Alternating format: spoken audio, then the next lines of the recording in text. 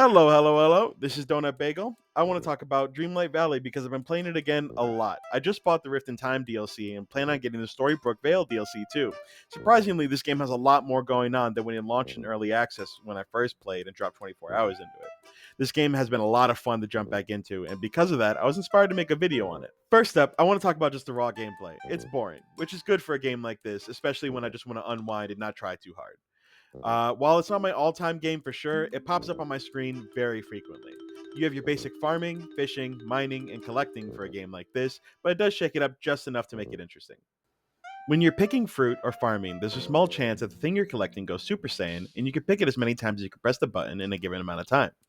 This is a good way to give more resources to the player and make them feel lucky. Nothing big here, just a nice touch. It's your basic farming and collecting besides that.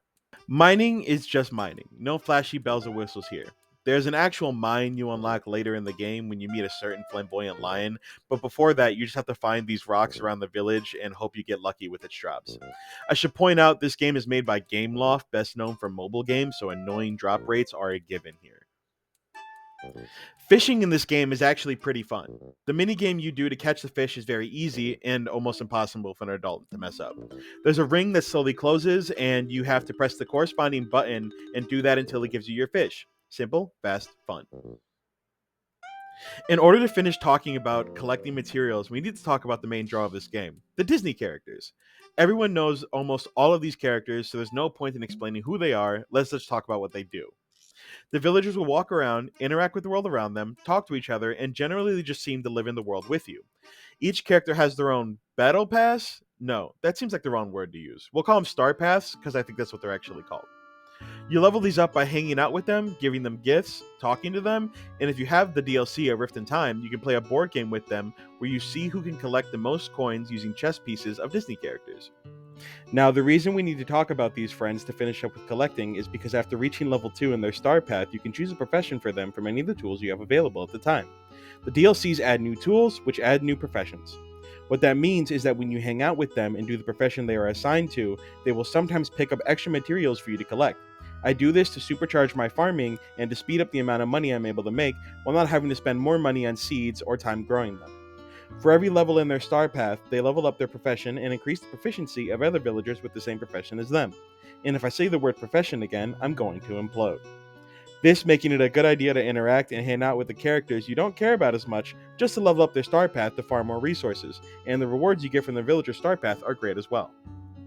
I won't discuss the story, but just know it's very Disney Channel. Not as great as one of their classics, but serviceable enough to string you along. The basic gist is that you were here before as a kid, and when you left, all the characters lost their memories of the valley, so it's up to you, and only you, to rebuild the valley and remind everyone of the life they once had. It's pretty fun to see the story unfold, and the side stories that come with that, because a lot of the characters here also have their own stories that leveling them up will unlock more quests for.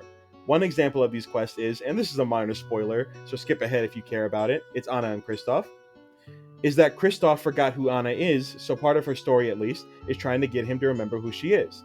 It's not so well written to bring you to tears, but again, serviceable enough to get you to want to finish the quest. Obviously, with a game like this, there will be tons of customization and decoration opportunities for you to play around with. You can change the village around at your discretion, except for the landscape. This is an Animal Crossing, and while I haven't sunk my teeth into decorating just yet, I'm building up my money and resources to be able to create a wonderful village. As you can see, my village is really lacking in that department, and seeing other villages that look amazing makes me jealous, so mark my words, there will be another video of me showing off what I've done with this place. I do play as a girl. The customization options are just better. I mean, they have an entire Aladdin star path with no male clothing options, which is insane considering that was a boy movie, but who cares? The pass is still good, and if I get a little further, I'll buy it, with some of the star coins I've saved up from the start of the game. This video was just to get my words out. I want to make more of these yap videos with no real point, just talking about something I like. I really enjoyed making the Warriors Abyss one, so I thought I'd make another one to see if I liked it again. Thank you for watching. Like and subscribe if you made it this far, and please have a wonderful day.